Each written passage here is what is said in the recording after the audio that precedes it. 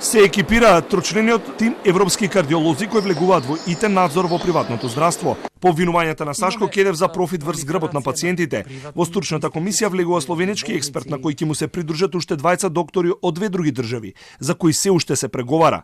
Во итниот надзор нема да има кардиолози од регионот кои често соработуваат со своите македонски колеги, за да се исклучат сите сомнежи за влијанија врз надзорот.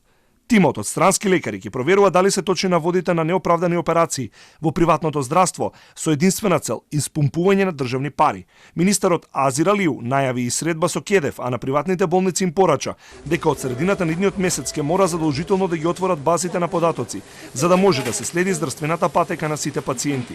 Прозвана дека не спроведувале редовни ниту пак воредни контроли од лекарската комора, велат дека за само 5 години извршиле над 200 воредни контроли по представки.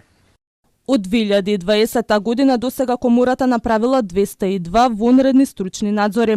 Овие надзори се однесуваа на конкретни случаи за кои пациент, член на семејство или надлежна институција бараа да се утврди дали при лекувањето биле почитувани протоколите за лекување. До сега немало представка во која подносителот поставува сомневање дека му е направена непотребна операција.